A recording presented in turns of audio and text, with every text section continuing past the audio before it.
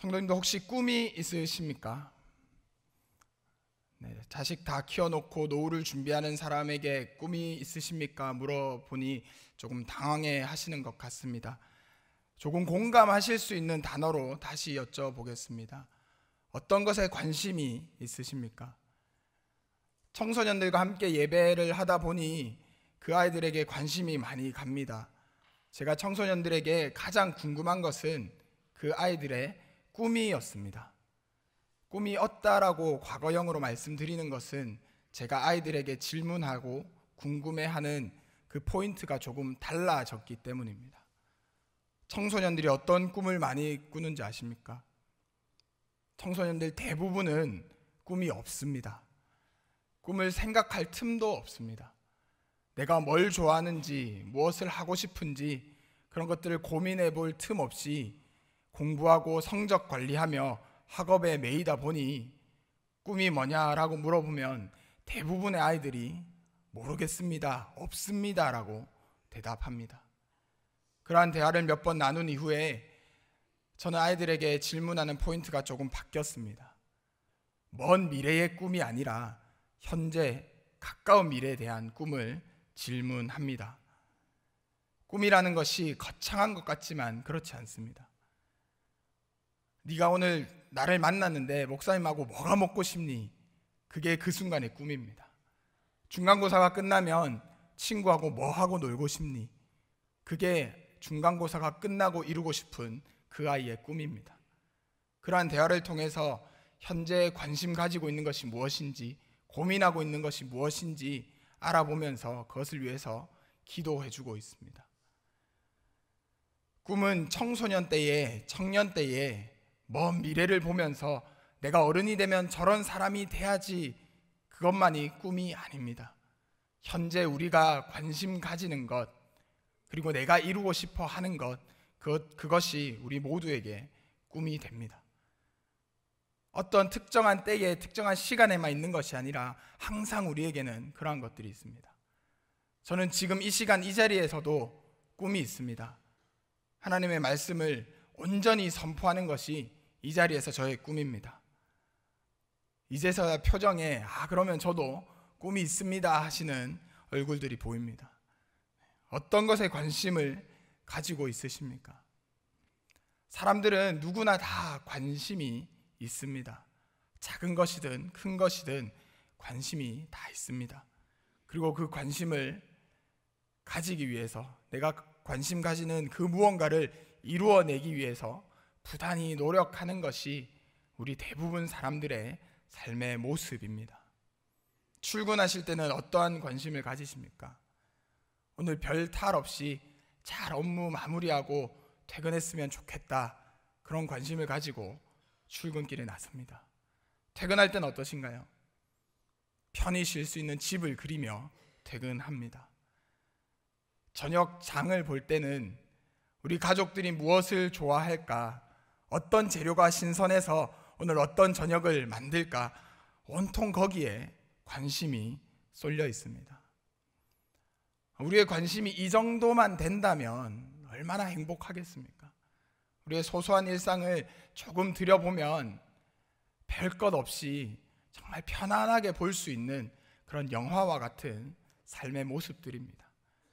근데 조금 더 깊게 들여다보면 잔잔한 영화가 아니라 마치 치열한 전투에서 살아남아야 하는 그런 전쟁 영화와 같이 살아갑니다.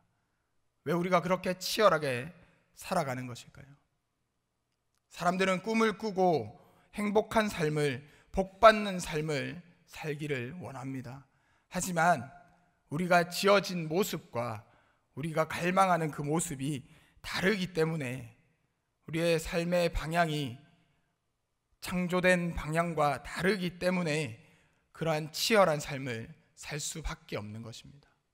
오늘 말씀 가운데에 우리가 진짜 이루어야 할 행복이 무엇인지, 우리가 어떠한 것에 관심 가져야 하는 것인지 하나님의 음성 듣기를 간절히 소망합니다. 성경에는 복을 간절히 원했던 사람이 있습니다.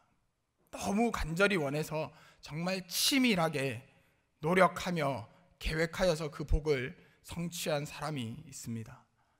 야곱입니다. 재미있는 설문조사가 있었습니다. 성경 인물 가운데 가장 존경하는 사람이 누구입니까? 대부분 그렇게 생각하실 것 같습니다. 다윗 왕이었습니다. 하나님을 찬양하는 사람이었고 탁월한 왕이었기 때문에 아마 다윗 왕을 많이 뽑았던 것 같습니다. 그러면 성경에서 가장 싫어하는 인물은 누구입니까? 야곱이었습니다.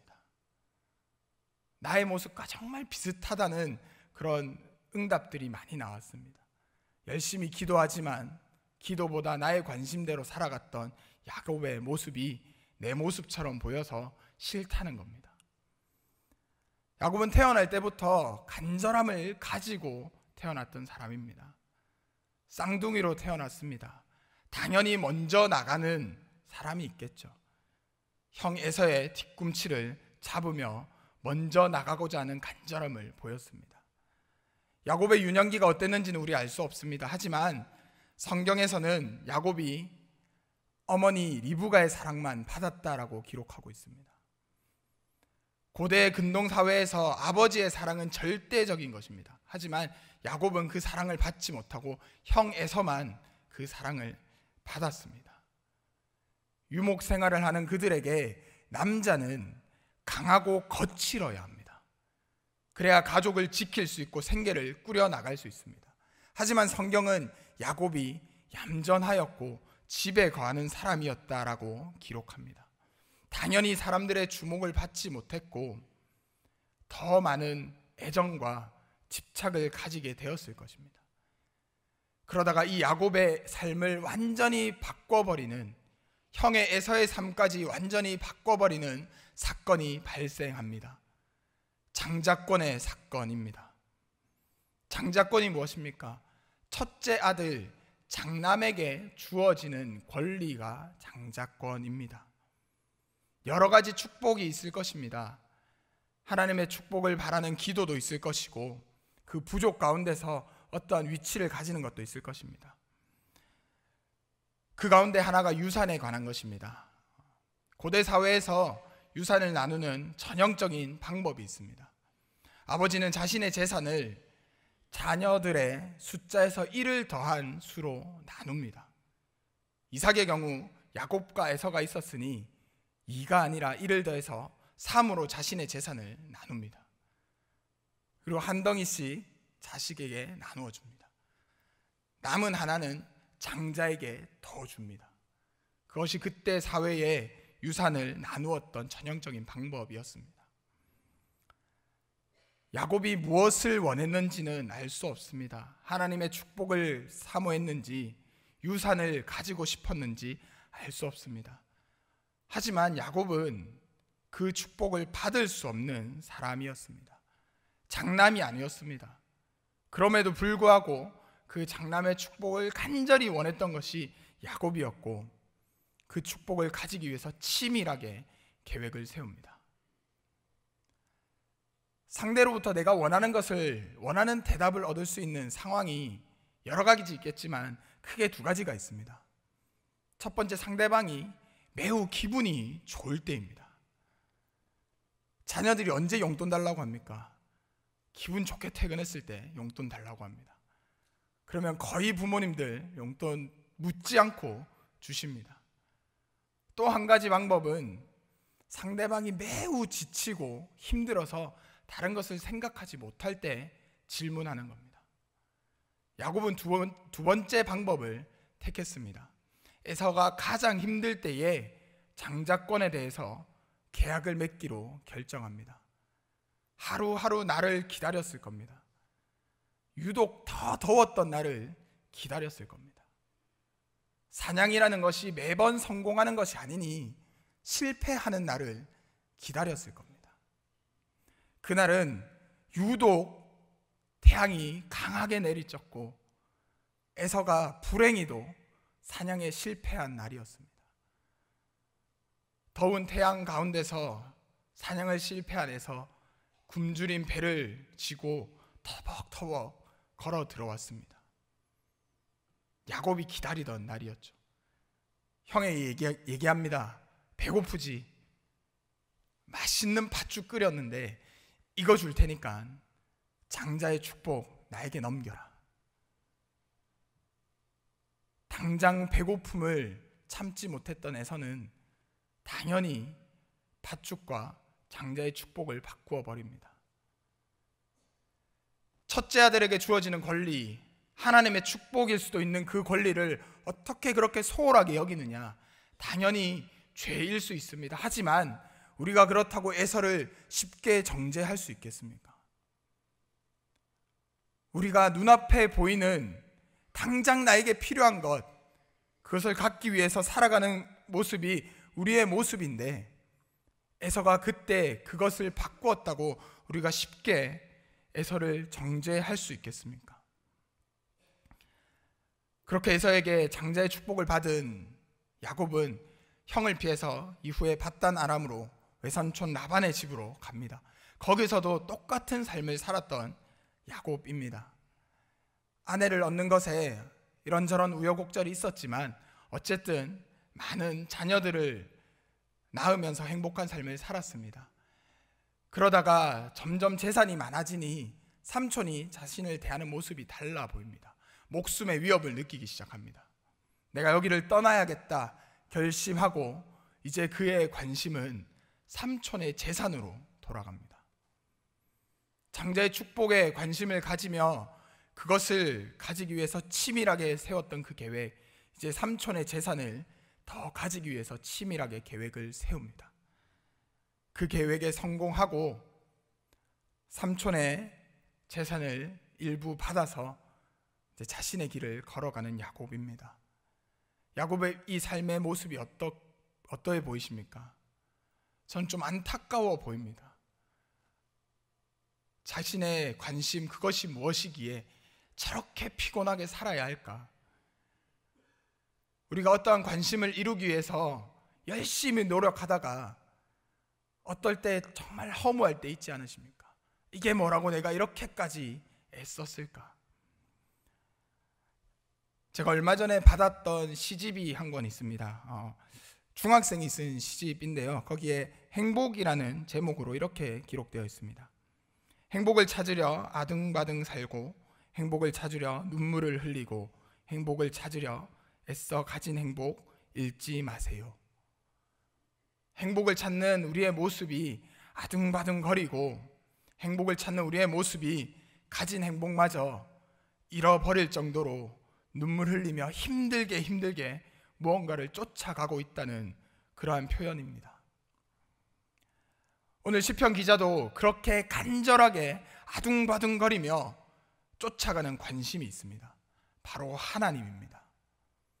하나님을 찾기에 갈급하는 그 시편 기자의 마음이 시냇물을 찾는 사슴의 마음과 같다라고 표현하고 있습니다. 이 시편의 이야기를 찬양으로 바꾼 그 찬양에서는 조금 더 잘 표현하고 있습니다. 목마른 사슴 시냇물을 찾아 헤매이듯이 여기저기 헤매이는 겁니다. 내 관심을 이루기 위해서 어떠한 방법으로 이룰 것인가?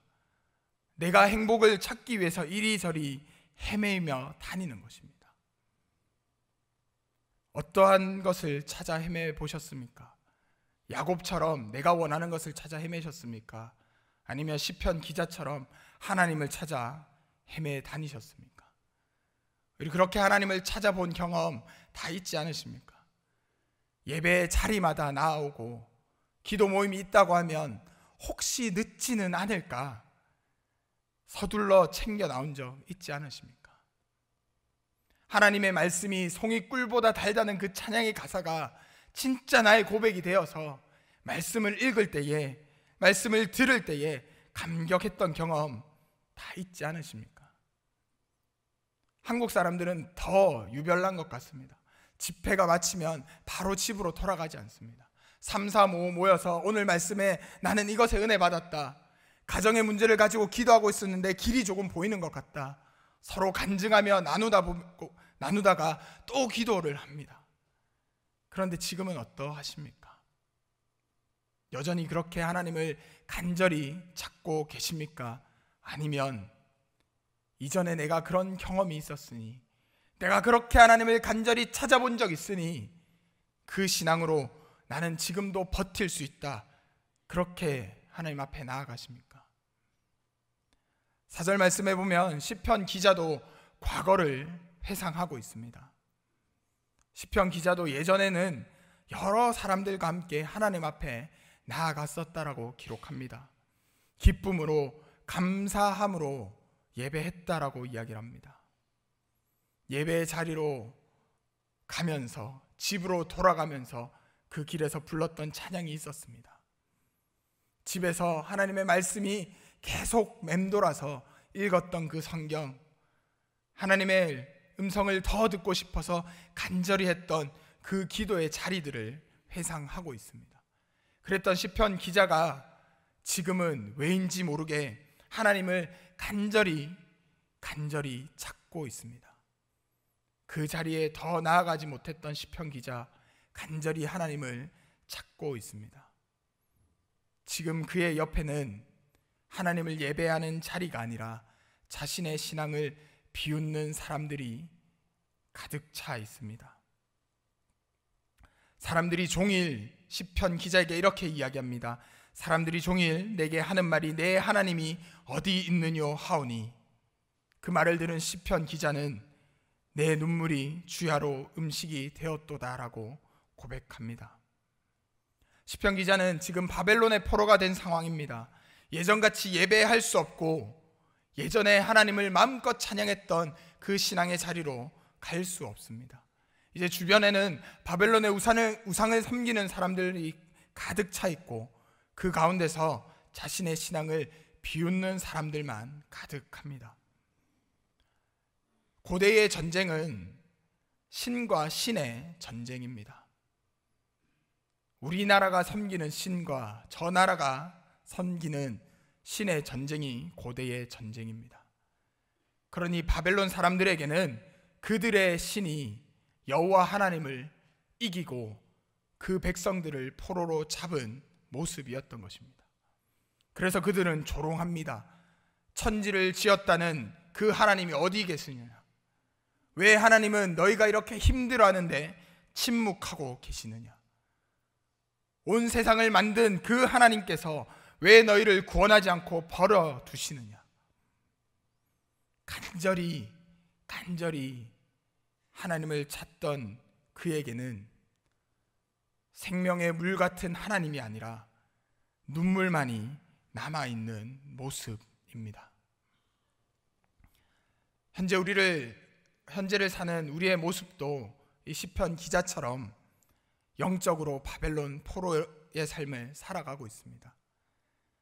하나님을 찾지 못하게 만드는 것들이 너무나도 많이 있습니다.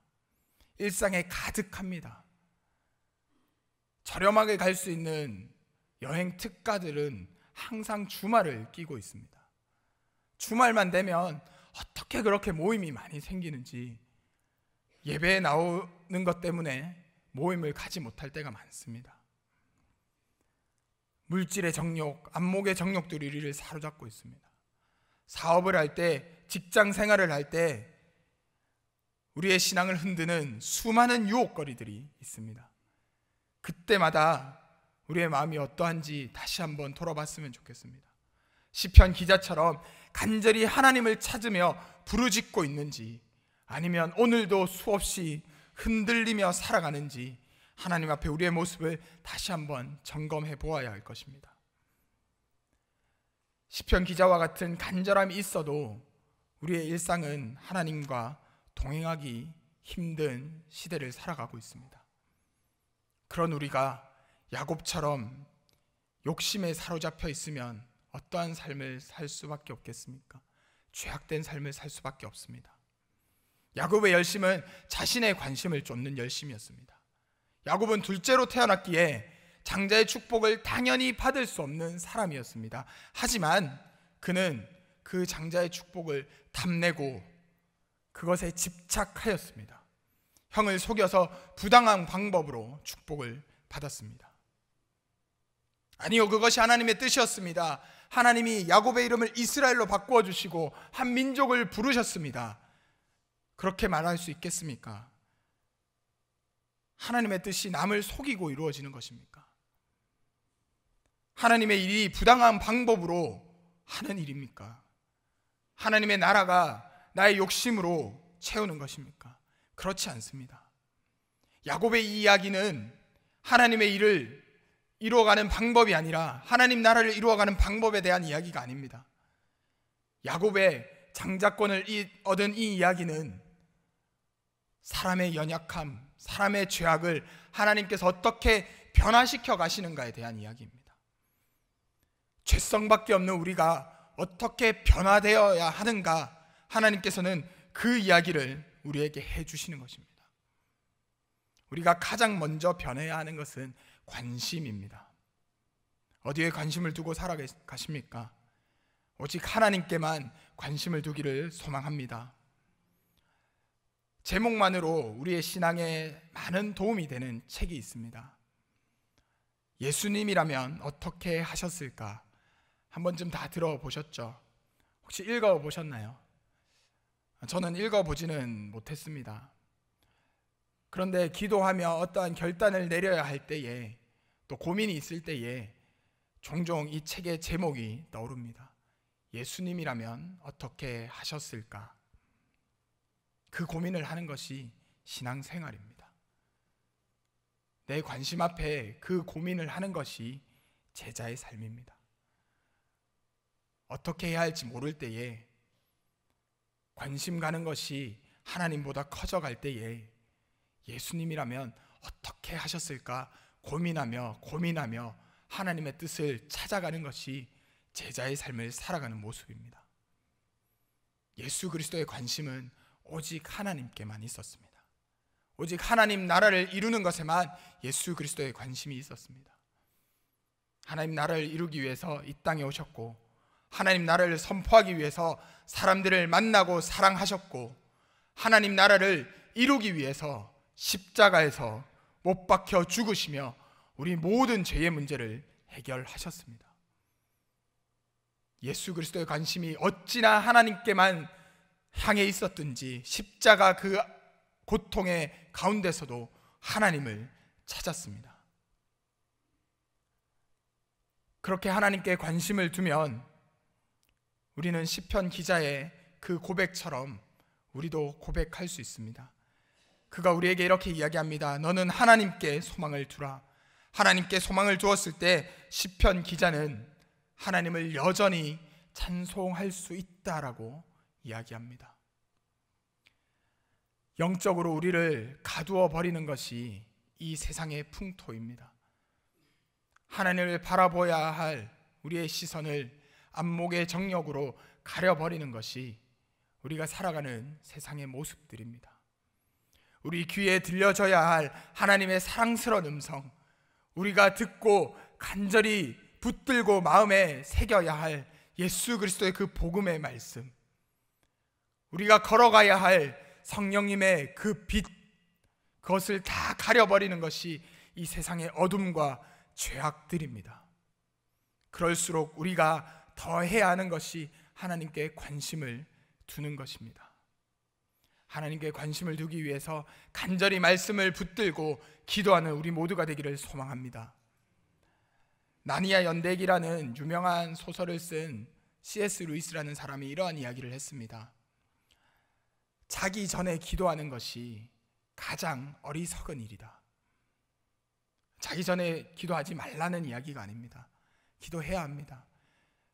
자기 전에 시간 내는 것은 정말 쉽습니다.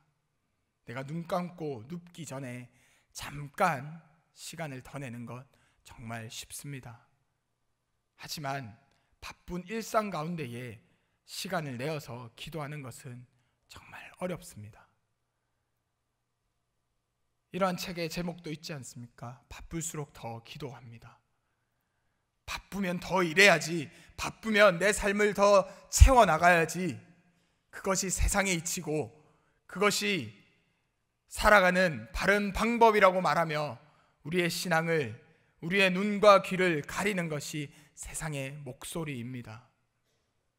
여러분 어디에 관심을 두시겠습니까? 세상의 목소리에 관심을 두며 우리가 가지지 못한 것들 가지기 위해서 관심을 두며 집착하며 살아가시겠습니까? 그것들에 빠져 살아가시겠습니까? 아니면 바쁠수록 더 기도하며 나의 관심 앞에, 나의 문제 앞에 예수님이라면 어떻게 하셨을까 한 번 더 고민해보며 이 시편 기자와 같이 간절하게 하나님을 찾는 그러한 삶을 살아가시겠습니까? 간절히 소망하는 것은 우리가 더 힘들수록, 포로와 같은 삶을 살아갈수록 하나님께 우리의 관심을 두고 하나님을 꿈꾸는 성도님들 되시기를 소망합니다. 앞에서 말씀드린 중학생의 그 행복이라는 시는 이렇게 마무리가 됩니다. 행복은 찾는 것이 아닌 당신의 발 아래서 가꾸는 거니까요. 행복은 찾는 것이 아닌 당신의 발 아래서 가꾸는 것이니까요. 농사를 지어 보셨거나 텃밭에서 무엇인가를 길러 보신 분들은 더 공감하실 것 같습니다. 가꾼다는 것 정말 쉽지 않습니다. 손이 참 많이 갑니다. 물을 더 많이 줘야 하는 작물도 있고요, 물을 적당히 줘야 하는 작물도 있습니다. 흐린 날이 계속 이어지면 일조량이 부족하지는 않을까 걱정됩니다. 습하고 날이 더워지면 벌레가 많이 꼬이지는 않을까, 조금 시들한 모습을 보면 영양제를 더 줘야 하는 것은 아닌가, 그렇게 손이 많이 가는 것이 농작물을 가꾸는 일입니다. 행복이 그렇다라는 것입니다. 그 행복을 가꾸는 것, 그 행복을 위해서 우리가 노력하는 것 쉽지 않습니다. 그런데 그 행복이 발 아래에 있다고 그 학생은 고백합니다. 우리 신앙의 모습들도 그렇습니다. 하나님은 우리 가까이 계십니다. 발 아래에 있는 행복을 찾지 못하고 다른 것에 관심을 넣을 때 우리가 가지고 있는 행복을 가꿀 수 없습니다. 우리 가까이 계시는 그 하나님께 우리가 소망을 두지 않고 다른 것에 시선을 돌릴 때에 우리는 하나님을 바라볼 수 없습니다. 우리는 간절히 하나님을 찾을 수 없습니다. 이 시간 가까이 계신 하나님을 붙드는 우리가 되기를 소망합니다. 한 주간 살아갈 때에 그러한 하나님과 동행하는 우리 모두가 되기를 주님의 이름으로 간절히 축복합니다. 우리 함께 찬양하며 하나님의 말씀을 다시 한 번 더 기억하겠습니다.